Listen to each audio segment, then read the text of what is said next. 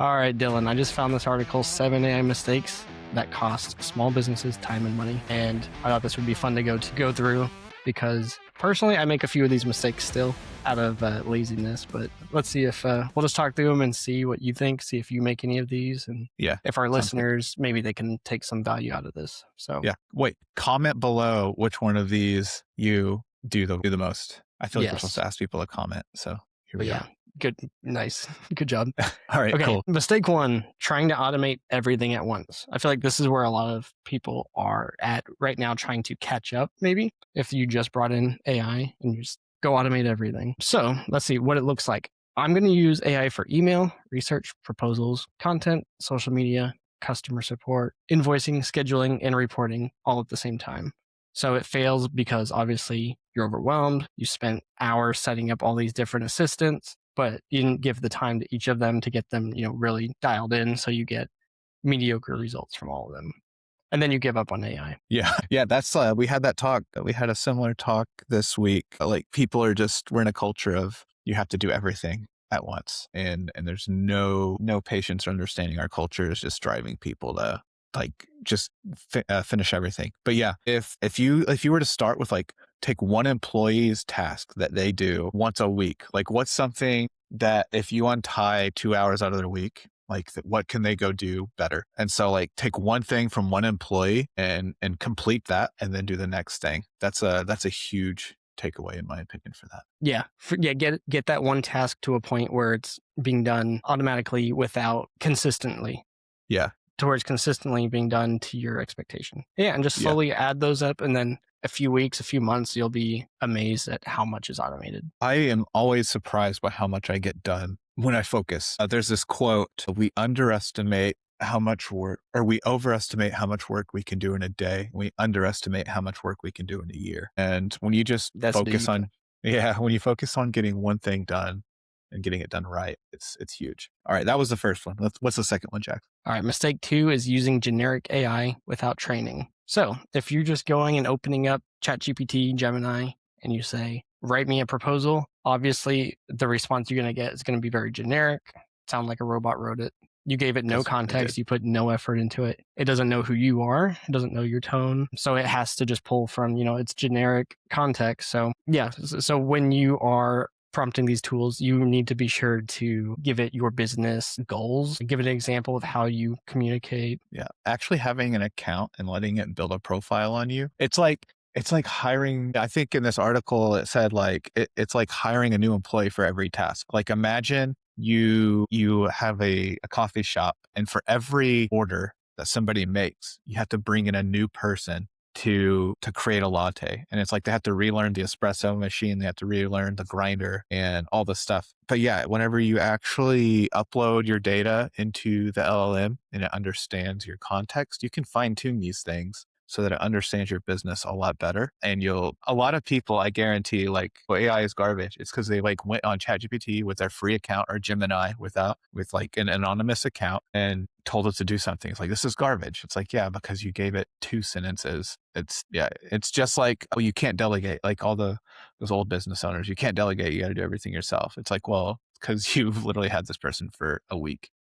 You have to put effort into it ahead of time. You can't just expect it to be perfect.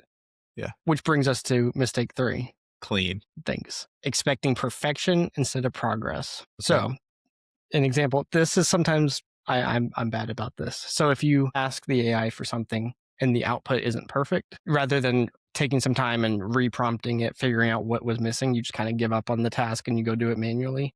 That's going to be a situation where you could automate something, offload it to the AI, but because kind of falls back to the laziness, or you just give up too quick on giving it the right context. 80% is kind of a good rule of thumb. So in producing this podcast, for example, I'll get some ideas with the transcript for the emails and blog posts and social media. And I end up probably changing right around 20 to 30%. And I feel like if it's not getting at least 70, 80% done, it's not worth it. But if it's actually a success if it's got most of it done.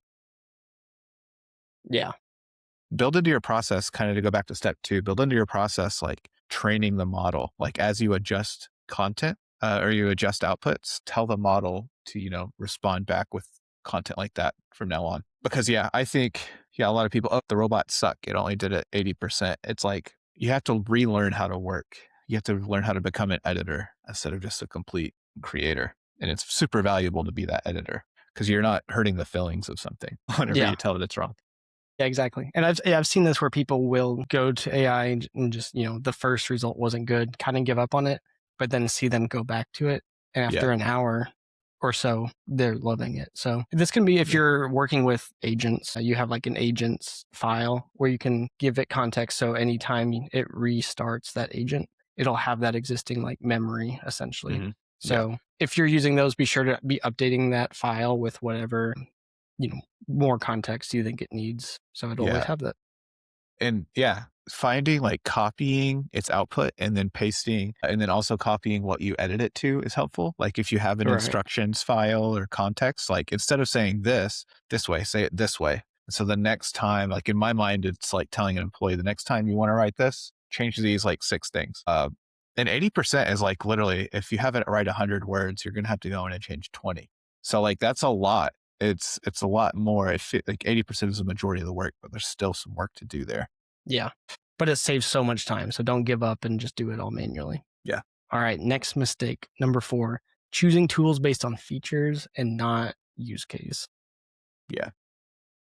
This looks like, Dylan, what does this one look like? I would probably say you're looking at features like I want it to do this, but you're not actually starting with like a pain point. So real wins can come from, I actually have a lot of thoughts on this one, like getting work done that wouldn't get done otherwise. Like look for pain points. So I think there's like a matrix of like 2 things here. It's the first thing is there's opportunities that we can't go discover if, there's actually opportunity here or there's ideas. That's issue number 1 is like there's opportunities that we can't go take advantage of.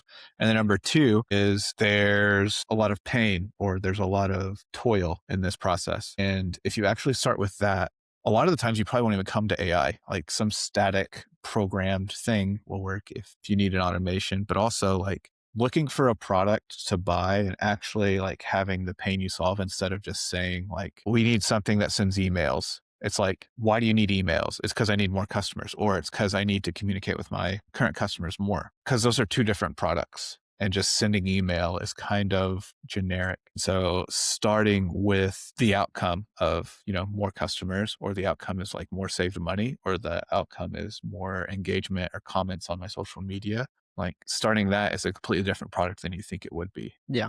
Yeah, it's like going to the like Lowe's or Home Depot and buying a toolbox full of every single tool and then going home and hammering in that one nail you needed to hammer in. You could have Yeah. just bought the hammer and then like slowly build up the tools as you need them so you're not just Yeah. spending too much money Yeah, that you don't need. exactly. Which is why I always argue for build instead of buy, especially now building software is a lot easier and quicker than it used to be. And so building only what you need versus, all these software tools that do everything and then you have to go pay somebody to learn how to use them. Build one thing at a time and then the person actually built it can sit with you one-on-one and show you how to use it. Yeah, Yeah. for sure. Okay, so mistake number 5, next one, skipping the human review step. So this is where AI gets a little risky. So you have AI write a client email, it sends, you don't read it at all, and it contains, wrong information. I've seen examples where it just gives the customer the wrong price, and then Yeah. the business has to, oh, sorry, we can't do it for that price. Hmm. Yeah, so although agentic and even just generative AI saves a ton of time, don't give up that review step. It's very important. Dude, and shout out to all the small businesses posting on social media with 50 emojis and M dashes and all this stuff. Come on. Like, if there's no better time to build a brand by being personable and Yeah, showing who you are than like showing that you're actually putting effort into what you're saying to people. I'm not saying you can't use AI to write social media posts, but like so many are just like obviously copy and pasted from ChatGPT. Even some yeah, articles we've ran across doing these, like I think a Zapier one from last week was all AI. It's like, yeah, it's so much. That's why there's this term AI slop, because people are yep, just kind of getting into the next point here. I won't spoil it, but like people are just like not thinking of what they actually want, or they're trying to replace themselves when in reality they should be like leveling themselves up. Yeah, And I think it just exactly. shows laziness. Like if you're a business who all your stuff goes through ChatGPT, like all your social media posts are just like emojis and generic fluff, people will learn that you just don't take your communication with them seriously. Yeah, which reflects on your business. Like, Yeah. if you're not going to put effort into posting on social media, why are you going to put effort into fixing my Yeah. roof? Yeah. Exactly.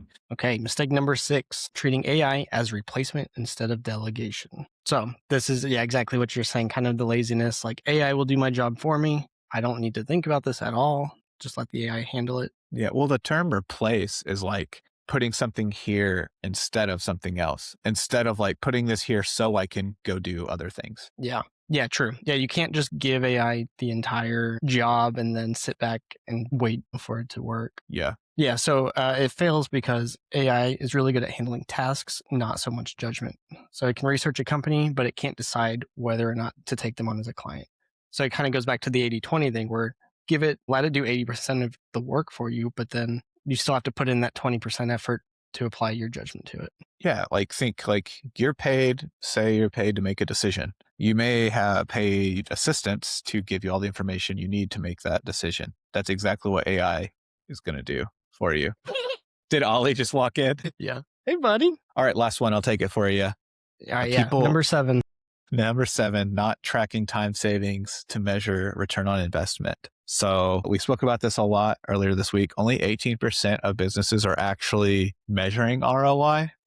And how do you know something's actually working? Like you do employee reviews with your employees or performance reviews with your employees. You check your social media stats. Well, maybe people aren't. That's why they continue to just do what they do. But like you look at information to see if something you're doing is working, especially if something you're paying money for. So why not actually track the return on your money when it comes to AI tools? Yeah, definitely. I want to do this more for me. Definitely like track time savings because I feel like I'm able to do a lot more now, but I don't have a number for it. So Yeah, I'd be interested to it's do that. so much easier. Like, and you also think about the problems you're solving whenever you invest in how am I going to track the ROI? Because you're actually Yeah, tracking true. what you're replacing with it. Yeah, because AI, it can definitely end up being, you can feel very productive talking to it and then not actually end up being productive. So they kind of Yeah. holds you accountable to that too. Yeah. Cool. Yeah. So I feel like summing up all these mistakes, kind of the main point is just giving up before the system has had time to mature. Don't expect AI to do everything for you, but let it help you and be there to work with it. That's it for today. If you enjoy these types of articles, these little brainstorming sessions, do these every day. We talk about tech news, business news, AI, maybe stocks eventually. And if you are a small business owner curious about where AI fits in your business or your processes, go to infactodigital.com. You'll see a call to action talking about our free AI for Small Business webinar, where we talk about how to find what to use AI for. We give you some use cases and case studies for AI, and we actually help you build a strategy to implement AI whenever you finally do find what you want to implement AI into. Thanks so much. See you guys tomorrow. Thanks. See ya. See ya.